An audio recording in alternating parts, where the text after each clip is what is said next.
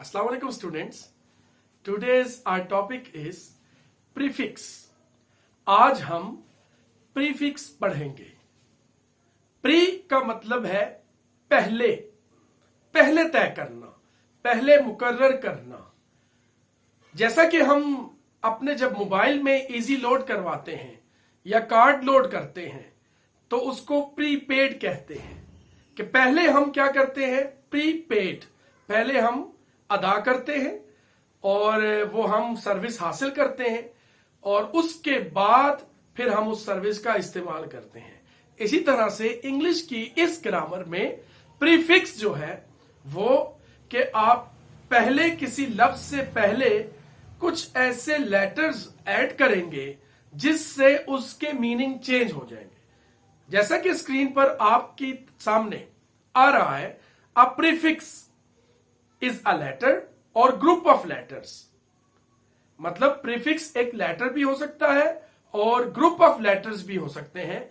और क्या करते हैं, added to the meaning of a word, उसके बिगिनिंग में ऐड करते हैं. Added to the beginning of the word, शुरू में ऐड करते हैं और फिर क्या होते हैं, to form a new word, और इससे एक नया लफ्ज बन जाता है. राइट? तो जो उसका मीनिंग बनता है, the meaning of which is almost always different from that the original word.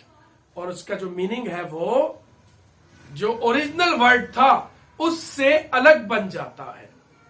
जैसा कि यहां पर काइंड है, काइंड.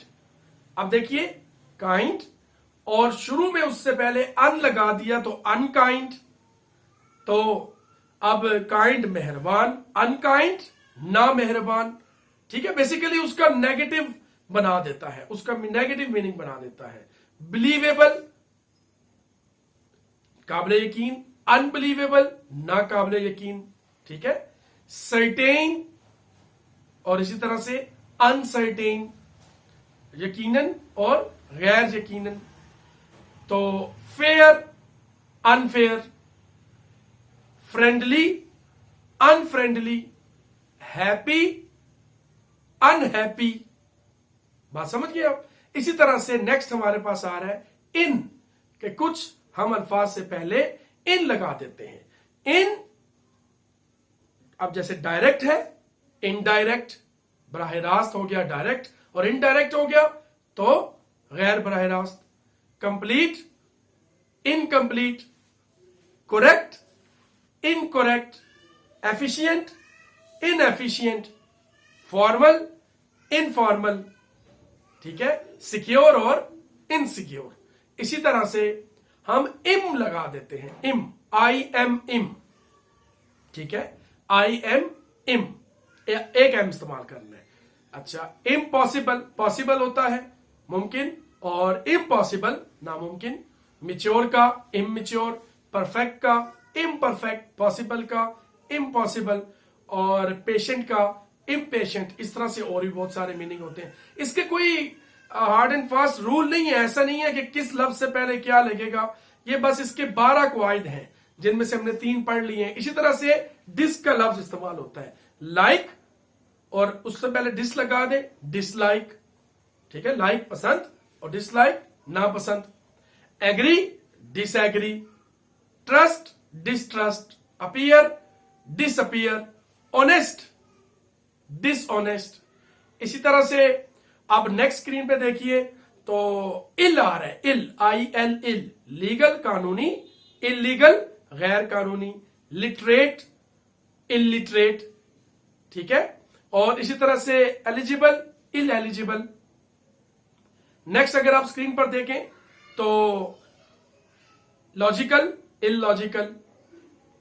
इसी तरह से इर का इस्तेमाल होता है, आई आर, इर, रेगुलर और इररेगुलर हो गया. Responsible, irresponsible, relevant, irrelevant. तो देखिए हर एक का जो मीनिंग है वो चेंज कर देता है, मतलब नेगेटिव मीनिंग उसका बना देता है. Responsible, irresponsible. ठीक है, रिवर्सेबल, इररिवर्सेबल.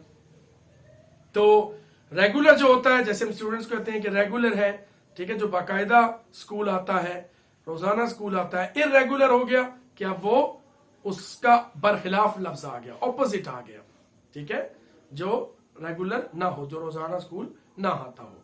तो इसी तरह से नॉन आ जाता है, violent, non violent, stop, non stop. अक्सर हम बसेस में जो सफर करते हैं मुख्तलिफ शहरों में, तो कुछ बसेस के आगे एक टैग लगा हुआ होता है नॉन स्टॉप, तो उसके बाद इसमें जो है ना हाइफन का साइन आता है, ये जो डैश है जिसको हम डैश कहते हैं, बेसिकली ये हाइफन है, हाइफन का साइन आता है नॉन स्टॉप के मतलब ये कोई स्टॉप, स्टॉप मतलब रुकना, नॉन स्टॉप बगैर रुके ये अपने मंजिल मकसूद तक जाएगी। नॉन स्टिक, नॉन स्टिक, जैसा कि ये हमारे किचन में इस्तेमाल होते हैं बर्तन नॉन स्टिक के। इसी तरह से सेंस, नॉन सेंस, फिक्शन, ठीक है, फिक्शन मूवीज होती हैं, फिक्शन स्टोरीज होती हैं, नॉन फिक्शंस। और इसी तरह से टिपिकल, अटिपिकल, ठीक है, हाइड्रियस, एनहाइड्रियस, नॉर्मल, एबनॉर्मल। तो ये सारे इसी तरह से बायोटिक और उसमें एंटी लगा दे, एंटीबायोटिक। क्लॉकवाइज, ये जो घड़ी क्लॉकवाइज चलती है उसका जो ऑपोजिट है वो एंटी क्लॉकवाइज, ठीक है। Social, anti social. तो इन लफ्जों से पहले हम इस तरह से चेंज करते हैं। और ये तो चंद मिसालें थी, और भी बहुत सारे अल्फाज हैं जो आप जो है वो गूगल में जाकर अपनी लिस्ट ऑफ प्रीफिक्स निकाल सकते हैं, जिससे आप मजीद मुताला करके अपने जो इल्म है उसमें इजाफा कर सकते हैं। Thank you very much, thank you for listening.